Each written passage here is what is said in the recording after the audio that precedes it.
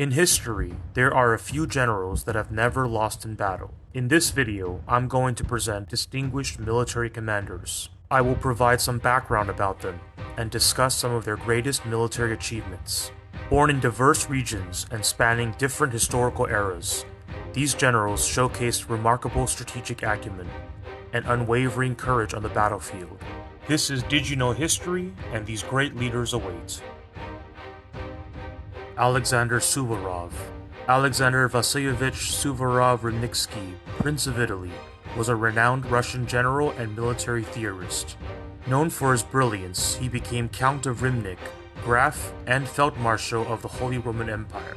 Suvorov's military prowess earned him titles like Prince of the Kingdom of Sardinia and Knyaz of the Russian Empire. He never lost a battle in his extensive military career, winning 63 engagements and leaving an indelible mark on Russian military history. Born in Moscow, Suvorov joined the Imperial Russian Army at 17 and rose to prominence during the 7 Years' War. He played a key role in the partitions of Poland, defeating the Bar Confederation and capturing Krakow. Suvorov excelled in the Russo-Turkish Wars, winning battles like Kozlutza and securing Russia's borders. He also contributed to victories in the Russo-Turkish War of 1787 to 1792, notably at Rymnik and the storming of Ismail. Suvorov suppressed the Nogay uprising, became general of the infantry, and led forces in the Russo-Turkish War, achieving triumphs at Kimburn and Fokshani. His crowning achievements include the Italian campaign of 1799, capturing Milan and Turin, and driving the French out of Italy. Despite a strategic withdrawal in the Swiss Alps, Suvorov's army returned with minimal casualties, solidifying his reputation as the fourth generalissimo of Russia. Quarrels with Empress Catherine's son Paul led to Suvorov's dismissal, but he was reinstated during the French Revolutionary Wars. Suvorov's legacy includes military manuals like The Science of Victory. Loved by Russian soldiers, he never faced defeat and was praised by historians as one of the greatest generals of his time. Suvorov died in 1800, leaving behind an enduring legacy in Russian military history.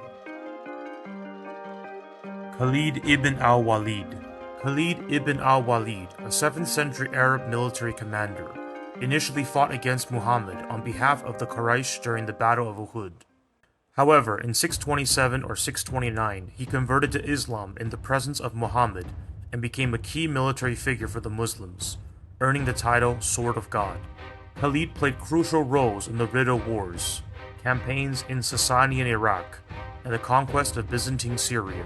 After converting to Islam, he led Muslim forces in battles like Mu'tah, Mecca's conquest, and the Battle of Hunain. Post-Muhammad, Khalid suppressed Arab tribes opposed to the Muslim state, achieving victories at the Battle of Buzaka and the Battle of Yamama. He then moved against Christian Arab tribes and Sasanian Persian garrisons in Iraq, before Abu Bakr reassigned him to lead Muslim armies in Syria. Khalid's unconventional march through the Syrian desert enhanced his reputation as a military strategist. His decisive victories at Ajnadain, Fal, Damascus, and the Yarmouk contributed to the Rashidun army's conquest of the Levant. He is generally considered by historians to be one of the most seasoned and accomplished generals of the early Islamic era, and he is likewise commemorated throughout the Arab world. Jan Žižka.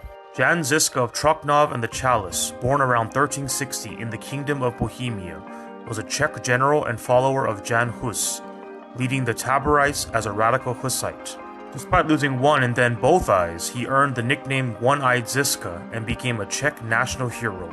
Žižka successfully commanded Hussite forces against 3 crusades, never losing a battle even when completely blind in his later years. Hailing from the Czech nobility, Žižka had early connections with the royal court and later served as chamberlain to Queen Sophia of Bavaria. He fought in the Battle of Grunwald in 1410 and played a prominent role in Bohemian civil wars. Leading the Hussites in battles like Sudomir and Kutna Hora, he defeated the Holy Roman Empire and the Hungarian Kingdom, showcasing the effectiveness of his innovative field artillery. Žižka's tactics were unconventional, involving training his army based on individual abilities, employing armored wagons with small cannons and muskets, foreshadowing later tank concepts.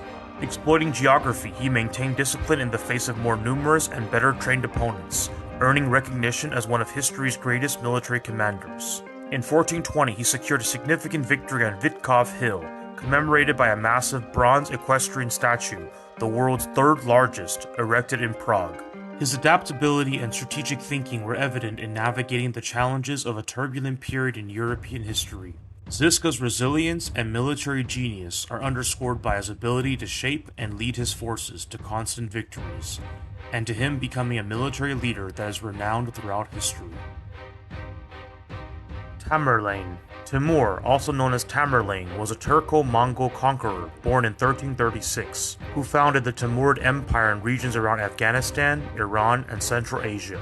Widely recognized as one of history's greatest military leaders, he was an undefeated commander, but also infamous for his brutality. Born into the Turkicized Barlas Confederation in Uzbekistan, Timur gained control of the Chagatai Khanate by 1370. His military campaigns across Asia and Europe included defeating the Golden Horde, the Mamluks, and the emerging Ottoman Empire, establishing him as the most powerful ruler in the Muslim world. Timur spoke various languages, including Chagatai, Mongolic, and Persian. As the last great nomadic conqueror of the Eurasian steppe, Timur's empire paved the way for the structured Islamic gunpowder empires of the 16th and 17th centuries. While of Turkic and Mongol descent, Timur aimed to invoke the legacy of Genghis Khan, sharing a common ancestor on his father's side. He sought to restore the Mongol Empire and referred to himself as the Sword of Islam to legitimize his conquests.